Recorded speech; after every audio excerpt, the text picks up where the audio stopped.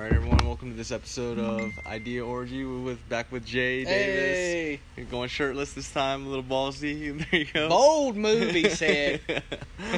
So yesterday, he took me camping. This is my first time camping. We had a fire and everything. It was really fun. Yeah, it was great, man. One of the most relaxing experiences I've had, at least in America, wise. It's like very serene, very meditative. We went fishing. I didn't catch anything. He caught something. We ate it over the fire. I only caught one too, by the way. It wasn't Yeah. we blew him out of the water or anything. Yeah, but he was saying, we were talking about it, like, it's cool to go, for me it was cool to go camping because it's like a revisit to our past of like how the natives used to do it, how our ancestors used to live off the land. And he was saying how, like, imagine how thankful we would have been back then. Like, if it was 300 years ago, just to catch one fish. Otherwise, we would have gone hungry. We had some bacon wrapped scallops that we was frozen up. We bought it at the store, and then we were able to eat that with a meal. But we bought some hot dogs beforehand because if we didn't catch anything, we need to fall back on something. But yeah, it's a nice perspective, and like having to do everything, a lot of manual labor. We brought firewood out there. We had to like make multiple trips back to the car, crossing the stream. It's kind of like a commercial camping place. A lot of people are in and out there, so there's not a lot of firewood you can go and just grab. So it's best just to bring your own. And we actually, the camping spot we had to cross the river just to get over to it. Yeah. So we were like two arms with carrying firewood and all our gear and shit, hiking it over the river. And So how many times have you gone camping total? Yeah, a bunch, man. I can't. You know, I lost count. Yeah. And like, what do you like about camping? Yeah, it's just you can go back to how it used to be, and then put yourself in the shoes of somebody like the early colonies, where they were just living on the land, living off the land, praying that they got a fire started. Yeah. Praying they caught at least one fish. Yeah. So they could eat that night. And you got to imagine how good we've got it. We had a lighter fluid, to light to start the fire and stuff. But like, it's peaceful, man. It's so peaceful and puts a lot of things in perspective. No cell phone service, so we weren't looking at our phones fucking every 2 seconds. You got to put your mind back in nature and just be there and absorb it all in. Yeah, and like this morning, he woke up before I did, and then by the time I woke up, he was pretty much done cooking breakfast. We had like biscuits and some eggs, and man, after breakfast, I just laid by the fire and like the nice morning sun coming through the trees, sound of the river. Most relaxing experience I've had like in the last 2 months. I know, I about passed back out after I got done. Yeah. And we just chilled, man. Yeah. It was like meditating, Yeah. And then what was crazy is like last night when it got dark, man, it gets dark. Like you can't see, without the fire, you wouldn't be able to see your own hand in front of your face and stuff. And like the fire is just like, it's crazy how the darkness just swallows the light essentially. Like they meet the furthest reaches of the like fire. And then, like, you can't see beyond, like, the bushes. You can't even see the stream anymore. Yeah, the forest that we're in is so dense, so it's not like, even if it's a full moon, there's not a lot of light that's going to get through because there's just thick forest and the trees just, it's got a good canopy and you can't see anything coming through. Yeah, so you'd like, I would hear something like a rustling in the bushes or something. And I'm like holding my flashlight up. I'm like, I'm trying to see if there's like some predator or something like going through the bushes and stuff. Yeah, when we went to sleep, like he was on one side of the tent, I was on the other. Like you kept moving your leg, and like it hit the tent, and I'd be like, "What the fuck was that?" I'd jump up. I'm like, "What was that?" I'm like, "Oh, it's just Cho moving his leg, hitting the tent, shaking it." Yeah, you were talking about how you went by once by yourself. Yeah, so I went about a year or two ago. I went by myself because I couldn't get nobody to come out there with me, and I'd been watching The Walking Dead like heavily.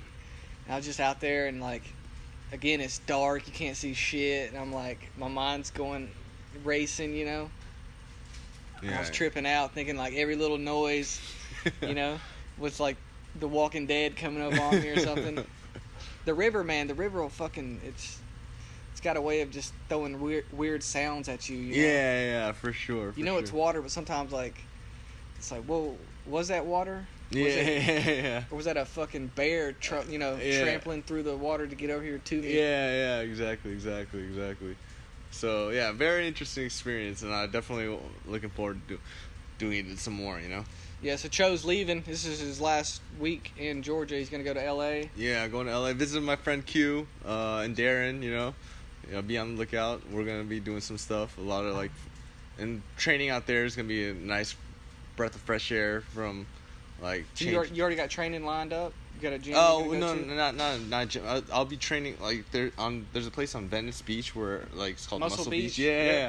I'm gonna be training over there. Yeah. So my friend lives close by. And fuck yeah, dude. Yeah. And we're gonna be like, and like he wants to learn like more. He's been learning some like gymnastics and like tricking and stuff, and like a whole bunch of flips and stuff. So we're gonna be doing that on the beach and stuff. George St. Pierre does that a bunch, you know. Yeah, I'm saying I've been a proponent of this from the beginning. Like, there's so many overlap with dancing and fighting. Yeah. And like, I mean, Lomachenko took 4 years to learn the Ukrainian dance. I'm like, the future in combat training and combat sports is cross training it with gymnastics and acrobatic dancing stuff. Gives your body a range of motion. You know, you're not just doing the same thing, getting stiff. In your techniques.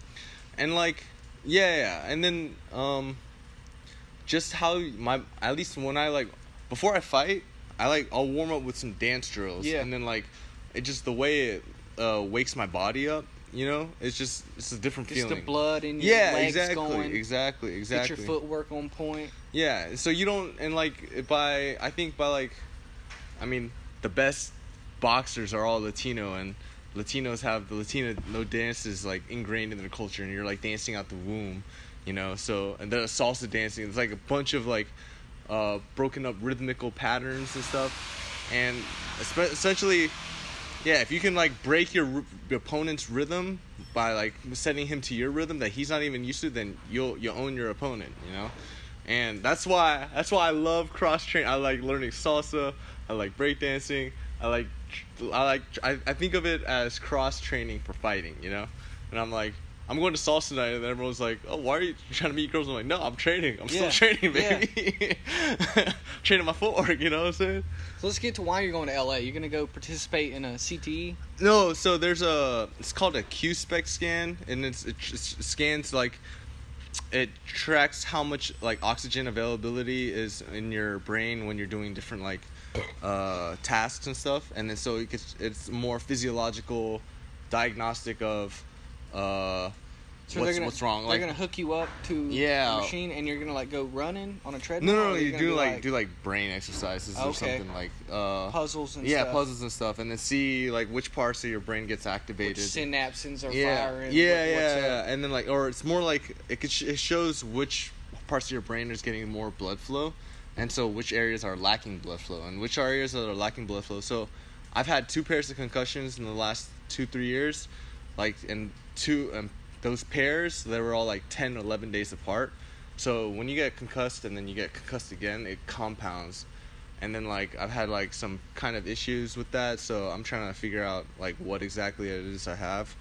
And I know in MMA so like you get knocked out and you're suspended right off the bat 6 months. Dang, really? Really? That's smart. That's smart. Yeah. The last time I got knocked out, so I got knocked out like I think it was June 21st, June 11th, earlier this year, but I didn't go to sleep, and then when I was cutting weight for like June 23rd, 22nd, on the day of the weigh-ins, I fainted and I hit my head, and that's how I got these 2 scars. I got 8 stitches. So before that, you got knocked out in training? I got knocked out in a fight. Okay. It was like. Because y'all were fighting like every other day. Yeah. It was like 2 weeks before. So yeah. Not a smart move, but it's in Thailand. You're like, put me in, coach. Yeah, put me in, coach. Fuck it. Yeah, fuck it. So, yeah, that's been fun. And it's rough. Yeah, I'm just doing this to get a more diagnostic view of what it is that's going in my head, and so I can, and then be a little smarter about training, and then fight as soon as possible. So, fight till I die, baby. That's fighting's life, man. And So- you go from LA to Denver next. LA right? to Denver, and then for 2 weeks there's like some treatment stuff there, and then Chicago for 2 weeks to visit my friend. At least that's the current plan. I might stay in Denver longer. Give or take what happens. Yeah, depending on what happens. So, man, we're enjoying some Dos Equis. You know, Hey, cheers. man. Cheers. Here's to the podcast. Yep. 170 something views on our last one. We're killing it. Killing the motherfucking game. Steadily. Yeah. It's just fun having these conversations, you know, like talking about and then like sharing stuff, sharing some insights. Hopefully inspiring or igniting something inside you guys to, like, you know, whether to try camping, whether to try picking up kickboxing, Muay Thai, MMA, or like sharing our interests that in hopes of it might interest you as well. So. I try to share our podcast to a couple of comedian groups that I follow, like Your Mom's House podcast, the King and the Sting podcast, all these closed groups that I'm in. Yeah. And a lot of people were like shitting on us. They're like, why the fuck would I watch this? It's like, why not, motherfucker? Why not just, you know, give it a listen, give it a good try, you know? Why fucking be hateful? Yeah. Why be a dickhead? But that's the internet. Your mom's podcast, isn't that Tom Segura? Yep. Oh, Yep. really? And you share that too? Yep. Nice. Okay, I didn't know that. That's cool. Yeah, all the mommies. We call each other mommies and stuff. They're cool. They're cool people, man. Yeah. They were pretty receptive, but like the King and the Sting, some of the that's like Brendan Schaub and Theo Vaughn. They have a podcast called The King and the Sting. And some of those people were shitting on us. He was just like, stop doing this, because I shared it to all of them. I was like, yeah, I'll check out me and my boy Cho's episode on Idea Orgy. One guy was like, stop doing this. Whatever you're doing, stop. And we ain't gonna stop. Can't stop. We ain't. We'll do it just to troll your ass. You Fuck know what I'm you, saying? motherfucker. Make me, yeah?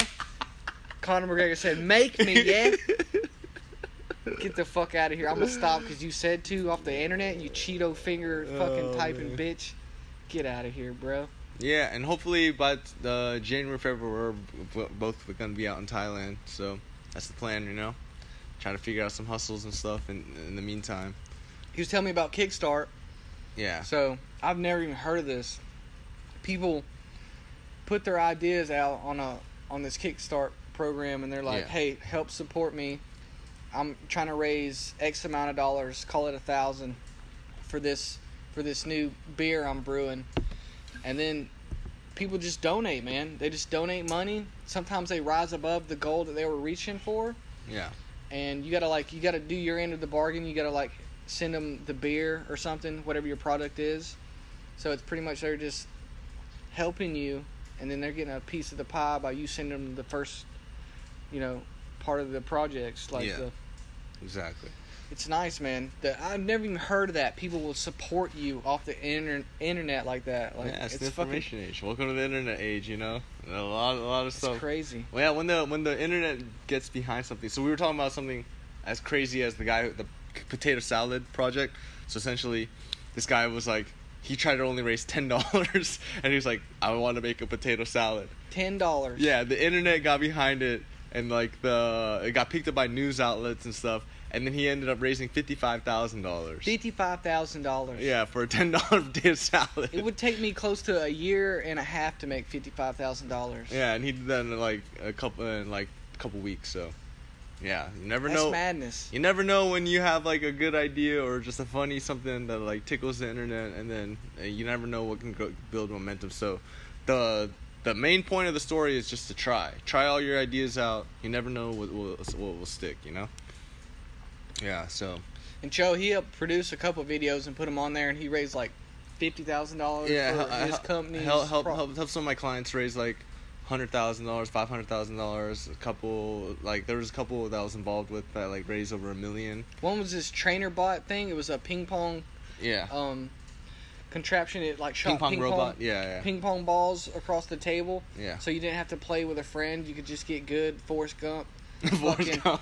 You're trying to whoop Forrest Gump's ass, so it's like you gotta train, motherfucker. You gotta train. And this trainer bot, it would just shoot balls, and you could do different rhythms and different motions.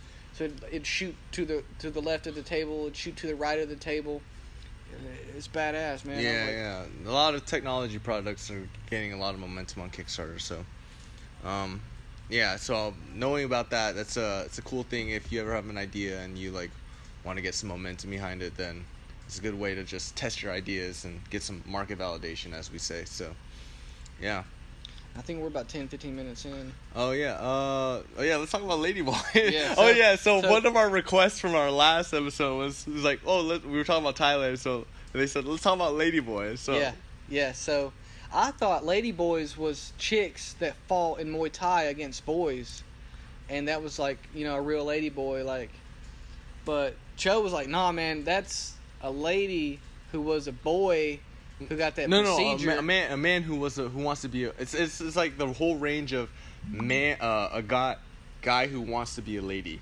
So it could be an effeminate gay dude, like just like throwing their hands, or they're like acting really effeminate. They call those ladyboys. It's the third gender of Thailand, and it's all even ingrained in their language. So the whole time I thought a ladyboy was a chick that fought Muay Thai because she's badass, she's a lady, and she's fighting all these boys. I'm like, ladyboys are cool as fuck. What are you talking about? And they're like, nah, bro. All these hateful people would be like, nah, man, you want to fuck with them ladyboys. Yeah. So out here, you can't call trans women ladyboys, but in Thailand, it's like the norm, and ladyboys is not offensive at all. Because here they're all sissified. They get offended by every fucking thing. Jesus Christ. Yeah. And so, I mean, for me, it's just like, I have so many ladyboy friends. I have friends with ladyboys.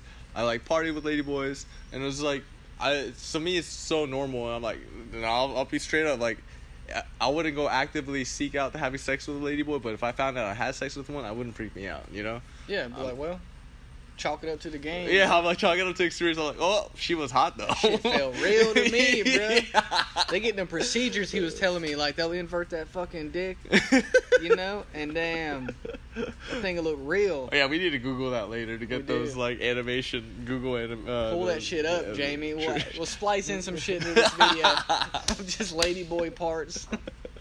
Yeah.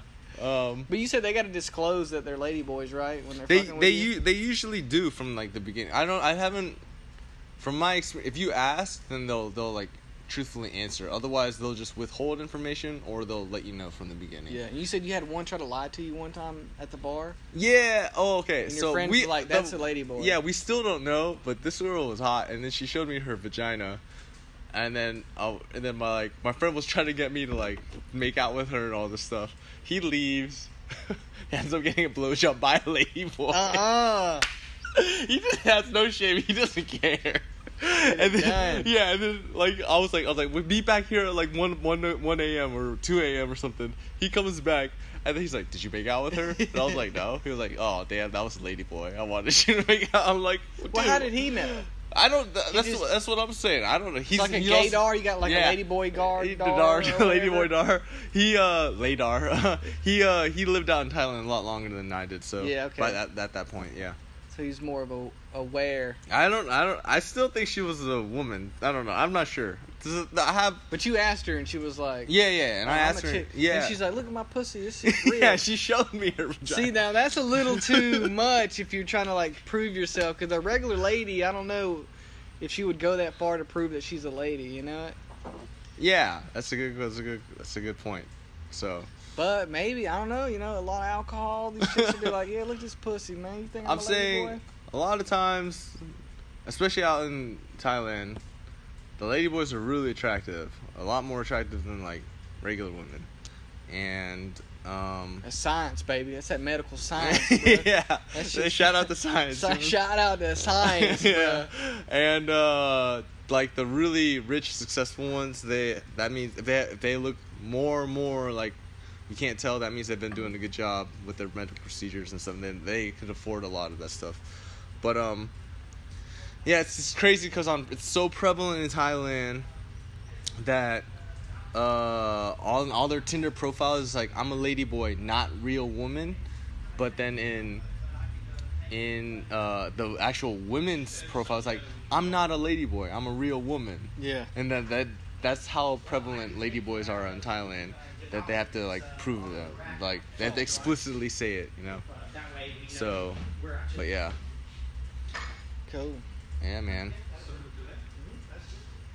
So it's quite interesting, like, because I make a joke about this. So in the West, you have to, like, out here, you have to refer to them to the gender that they're aspiring to be. So you're like, you say if it's a trans woman, then you say she, right? But or you're like, she's a woman or whatever. But then she's a real woman. But then in Thailand, they're all like, I'm not real woman, I'm Ladyboy. So it's like they need to have, like, agreed upon rules. They need to form a coalition and agree on stuff. So that They need to come together and just set it out. yeah, exactly. Because it's confusing for us, you know, for us Westerners who aren't used to this type of stuff. So, yeah. What's up, Jan? How's it going? Good. You doing all right? You doing all right? Yeah, doing good. We're doing a podcast right now. Yeah. And yeah. So Ladyboys, definitely go out to Thailand. Watch out for them. We're getting involved. Get involved. Whatever you Be wanna progressive. do. Bang as many Ladyboys as you want. You know, you're not hurting anybody. By accident, whatever you gotta say. You know what I mean? We're not judging you at all, bro. You're still a part of the team to us. So we'll accept you with open arms. Yeah. But you can do it by accident or on purpose. Apparently, German guys, Ladyboys are really popular with German guys. Really? Yeah. Yeah. They're like like Germans. Germans like, are some freaks. You know what? Yeah. Fucking. They I've been watching Pornhub, man, and these motherfuckers on there, dude. The German porns, bro. These bitches is wild, dog. Uncircumcised fucking wildness. That's what's happening. That's what's happening. Yeah, but apparently Germans love Ladyboys or trans. Yeah, I can see transsexuals, that. so, I can see that. You see that? I'm doing some freaky ass shit, you know? Yeah. So be progressive, fuck a Ladyboy, or don't, or, you know, or get deceived by one, but don't be traumatized. That's the main thing. Just chalk it up to experience. Oh yeah, I had sex with a Ladyboy. Like, if I had sex with a Ladyboy, I'd tell you. I not, as far as I know, I have not, that I know of. So You can always lie and be like, I thought Ladyboy was a chick that fought in Muay Thai. Yeah, You know? Yeah, you heard it from us. You can feign that ignorance if you want. Yeah. But yeah, so Cool. So you want to wrap it up? yeah, we'll wrap it up. So everyone, thanks for tuning in. Thanks for watching. Yeah, this is the last. I think we're coming on 23 minutes right now. So anyway, you can catch us some more. We'll do some more in December, like when we're back together and stuff. But for every view we get, we appreciate it. Thank you very much. Thank you guys. We really appreciate it. Thank you. Catch you later. Next time.